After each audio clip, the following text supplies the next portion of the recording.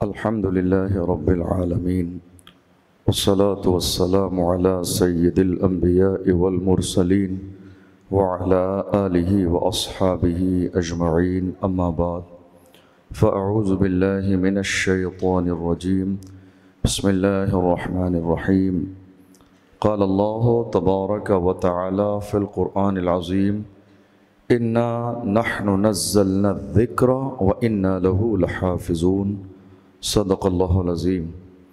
آئیے ہم اور آپ نہایت احترام کے ساتھ اپنے اور ساری کائنات کے آقا و مولا اللہ کے محبوب حضرت محمد مصطفیٰ صلی اللہ علیہ وسلم کی بارگاہ مقدسہ میں درود کا نذرانہ پیش کریں اور پڑھیں بآواز بلند اللہم صلی علی سیدنا و مولانا محمد معدن الجود والکرم وآلہ وبارک وسلم صلاۃ وسلاما علیک یا رسول اللہ صلاۃ وسلاما علیک یا حبیب اللہ صلی اللہ تعالی علیہ وسلم۔ اللہ کا بے پناہ احسان کہ اس نے ہمیں اور آپ سب کو آج کی 21ویں شب قدر میں اپنے گھر میں آنے اور عبادت کرنے کی توفیق نصیب فرمائی۔ اللہ کی بارگاہ میں دعا ہے پروردگار عالم ہم سب کی جملہ عبادات کو اپنی بارگاہ میں قبول فرمائے۔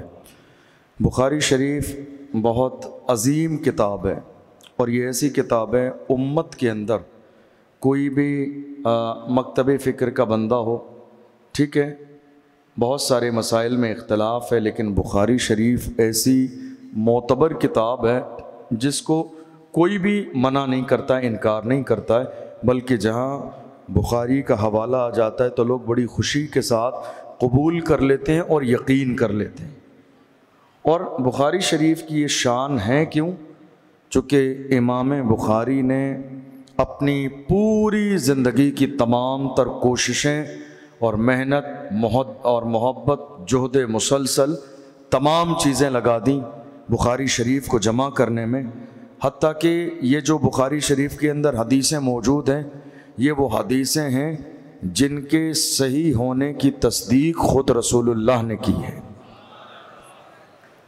امام بخاری کا انداز یہ تھا کہ حضرت امام بخاری رضی اللہ عنہ جب کہیں جاتے تھے سفر میں کسی عالم کے پاس، کسی محدث کے پاس، اور اس سے کوئی حدیث مل جاتی تو ان حدیثوں کو جمع کرتے اور جمع کرنے کے بعد مدینہ شریف جب جاتے تو وہ ساری جمع کی ہوئی حدیثیں حضور کی بارگاہ میں پیش کرتے، آنکھ بند کرتے، گردن جھکاتے، مراقبہ کرتے اور کہتے یا رسول اللہ یہ میں نے حدیثیں جمع کی ہیں، اگر آپ اس کی تصدیق کر دیں کہ یہ واقعی آپ کی زبان سے نکلی ہیں تو میں اپنی کتاب میں جمع کر لوں۔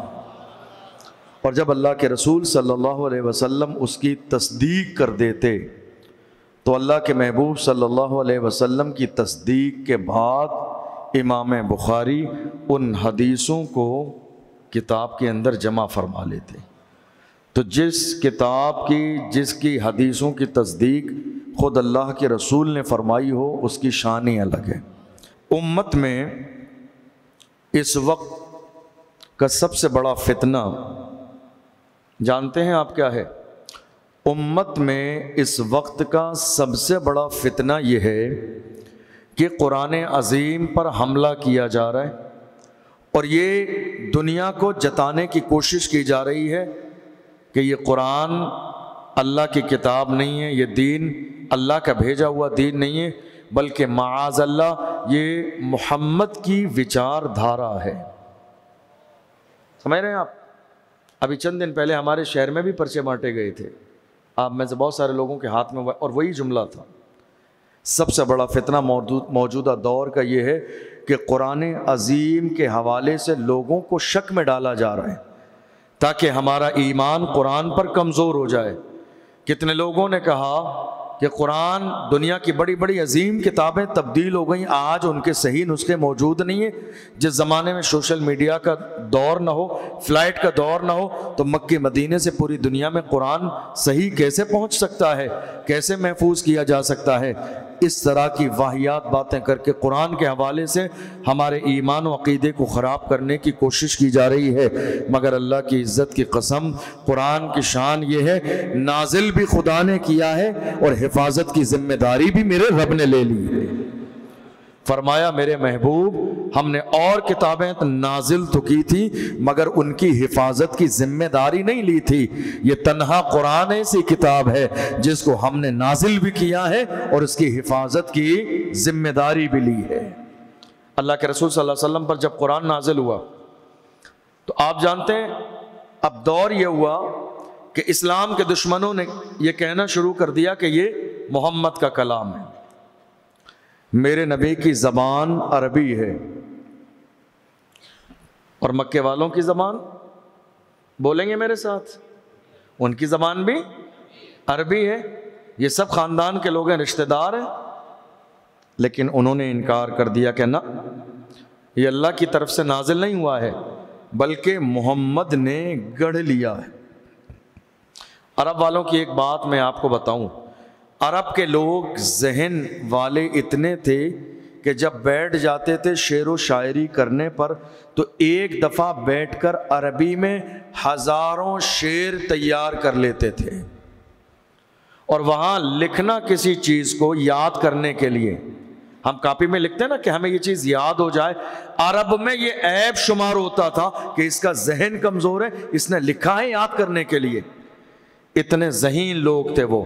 لیکن جب قرآن کو چیلنج کیا تو اللہ نے اپنے محبوب پر ان کو چیلنج دینے کے لیے 3 چیلنج نازل فرمائے۔ پہلا چیلنج فرمایا گیا دشمنان اسلام کو، جنہوں نے کہا یہ قرآن محمد کی بچار دھارا ہے، اللہ نے قرآن میں فرمایا میرے محبوب کہہ دو قُلْ لَئِنِ اجْتَمَعَتِ الْإِنسُ وَالْجِنُّ عَلَىٰ أَن يَأْتُوا بِمِثْلِ هَذَا الْقُرْآنِ لَا يَأْتُونَ بِمِثْلِهِ وَلَوْ كَانَ بَعْضُهُمْ لِبَعْضٍ ظَهِيرًا۔ فرمایا میرے محبوب ان دشمنان اسلام میں اعلان کر دو کہ تم جنات انسان سب کو جمع کر لو اور ملنے کے بعد قرآن جیسی کتاب تیار کرو، تمہاری بھی زبان عربی ہے، تم بھی مکے میں رہتے ہو، تم بھی فصاحت و بلاغت والے ہو، اگر یہ محمد کا کلام ہے تو تم بھی اس جیسا کلام تیار کر لو۔ مگر کلام کیسے تیار کریں؟ میرے امام فرماتے ہیں فصحاء عرب کے بڑے بڑے تیرے آگے یوں ہے دبے لچے، کوئی جانے منہ میں زبان نہیں بلکہ جسم میں جان ہے۔ وہ تیار کیسے کر سکتے ہیں؟ پہلا چیلنج دیا گیا، اور یاد رکھنا اس چیلنج کو، ہو سکتا ہے یہ بات آپ کے سامنے آئے چند دنوں کے بعد، یاد رکھنا اس بات کو۔ قرآن نے ان لوگوں کو 3 چیلنج دیے۔ پہلا چیلنج پورے قرآن کا جمع کر کے لائیے، ایک زمانہ ہو گیا کوئی واپس نہیں آیا۔ اب ہوا یہ کہ یہ جو مکے والے تھے نا، صحابہ جب انہیں گلیوں میں راستے میں ملتے تھے تو یہ پریشان کرتے تھے، لیکن جب چیلنج دے دیا گیا نا تو حضور کے صحابہ سے ان دشمنوں نے راستے بدل لیے۔ اب شرم کے مارے سامنے سے نہیں نکلتے، کہیں ایسا نہ ہو کوئی مسلمان چھیڑ دے کہ ہاں بھائی تم کہتے تھے نا یہ محمد کا کلام ہے تو زبان تمہاری بھی عربی ہے، تم کیوں تیار کر کے نہیں لاتے؟ راستے بدل لیے دشمنان اسلام نے۔ اللہ نے چیلنج کو ہلکا کیا۔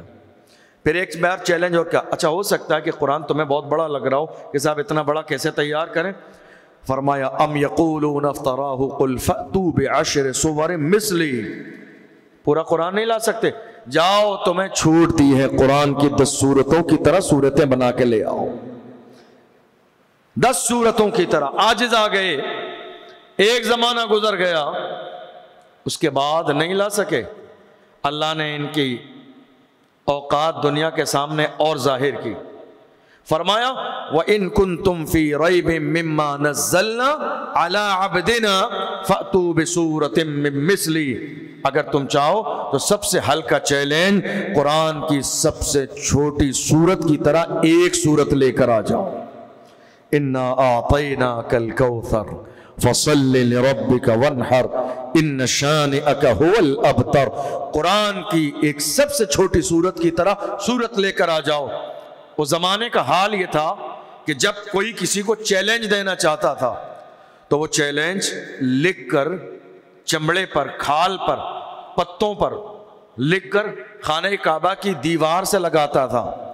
آج اللہ نے ایمان والوں کو موقع دیا، حضور کے صحابہ نے انا اعطینا کل کوثر یہ سورت ایک لائن کی لکھی اور خانہ کعبہ کی دیوار پر لٹکا کے چیلنج کر دیا، اے مکے والو اگر تم میں ہمت ہے تو قرآن کی طرح ایک سب سے چھوٹی سورت تیار کر کے لے آؤ۔ زمانے گزر گئے، لوگ چہرے بدل کے چلنے لگے، کسی میں ہمت اور مجال نہیں جو قرآن کی طرح سورت لے کر آ جائے۔ کیسے لائیں؟ انہی دشمنوں میں سے ایک نے آ کے اس کے نیچے لکھ دیا ھذا لیس من کلام البشر، لائیں کیسے؟